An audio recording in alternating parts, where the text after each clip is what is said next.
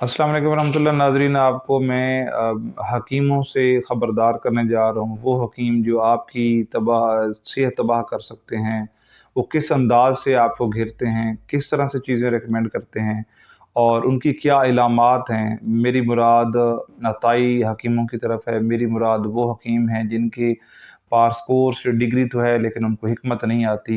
उनकी चंद निशानियाँ आप नोट कर लें। सबसे पहली चीज़ तो ये है कि वो आपको सोशल मीडिया, यूट्यूब, फेसबुक कहीं पे नज़र आएँगे और वो कोई एक फ्रूट, एक चीज़ पकड़ लेंगे और उसके लंबे फ़ायदे गिनवाएँगे और किसी बीमारी से उसको जोड़ देंगे कि इस बीमारी में आप ये करें तो फिर बिल्कुल बेफ़िक्र हो जाएँ और आपने कुछ भी नहीं करना।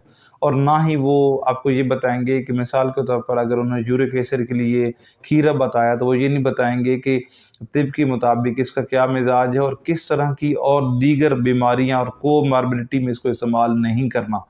वो ये नहीं बताएँगे और सिर्फ़ फ़ायदे गिनवाते चले जाएँगे। भले आपको निमोनिया भी होगा तो वो आपको नहीं पता, आप क्या पता खीरे ढेरों-ढेर इस्तेमाल करें निमोनिया की हालत में भी।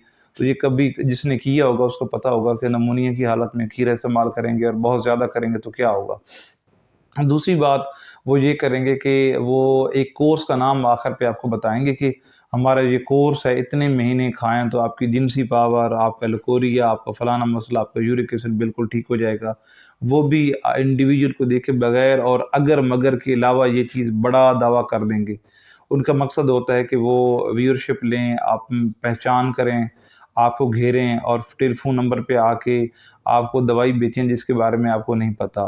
तबीबों ये मेरा कहने का हरगिज़ मकसद नहीं है कि कोई हकीम सोशल मीडिया पे बोल नहीं सकता या वो अपनी दवाई नहीं बेच सकता या फ़ोन नंबर नहीं दे सकता या राब्ता नहीं कर सकता। मेरा समझाने का मकसद ये है कि आपकी तशख़ीस या जनरली किसी भी खुराक के, किसी जड़ी-बूटी के मिज़ाज को बताए और अगली बीमारी के बताए बगैर ये तरग़ीब देना कि बस आप खाते चले जाएँ, बेहतरी हो जाएगी और मुख्तलिफ़ तरह की अदाकारियाँ करना या कोई मजनून लेना, उसकी मशहूरी करना और बूढ़े हकीमों को चारपाई से उठा के खड़ा कर देना और ये कहना कि इस जड़ी-बूटी के बारे में ये साहब ये फ़रमा रहे हैं।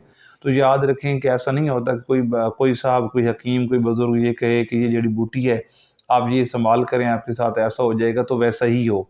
क्योंकि आप जो मेडिकल कोर्सेज़ करते हैं उनको पता है कि किसी एक ख़ास तशख़ीस पे पहुँचने से पहले ढेर सारा इल्म भी चाहिए और ढेर सारे सवालात, नब्ज़, शनासी और मुआयना, टेस्ट, इसके बाद एक नतीजे पे पहुँचते हैं कि बंदे को क्या है। जब एक बीमारी फ़िक्स हो जाए उसके मुताबिक आप कह सकते हैं कि इस ख़ालिसतन इस बीमारी के लिए आप ये जड़ी-बूटी इस्तेमाल करेंगे तो आपको फ़ाक़ा होगा। लेकिन फिर भी ये चीज़ें समझना ज़रूरी हैं और मुआलिज का पेश करना ज़रूरी है। कुछ बुनियादी चीज़ें जैसे आंतड़ियों की सोज़श, कोई दीगर चीज़ें हैं, उसमें जिसको ब्रॉड टर्म या ब्रॉड स्पेक्ट्रम चीज़ें कहा जा सकता है कि किसी दौर के मुताबिक कोई चीज़ें ज़्यादा इस्तेमाल होती हैं। जैसे तुहम कासनी, अगर तर है, उसमें तरी है तो हम ये तरी और सर्दी का हम कह सकते हैं कि अच्छा ये पीलिया के या जितने भी गर्म मिज़ाज के मरीज़ हैं वो फ़ायदा उठा सकते हैं। तो इस तरह से तो बात हो सकती है। लेकिन किसी एक चीज़ के बारे में 70-100 फ़ायदे गिनवा देना और मिज़ाज और कोई टर्म एंड कंडीशन ना लगाना, ये बहुत गलत बात है। ऐसे अताइयों से, ऐसे नीम हकीमों से, ऐसे जान के ख़तरा जानों से अपनी जान छुड़ाएँ, पहचान करें उस बंदे की, उससे पूछें जो वाक़ई अहल हो। बहुत शुक्रिया।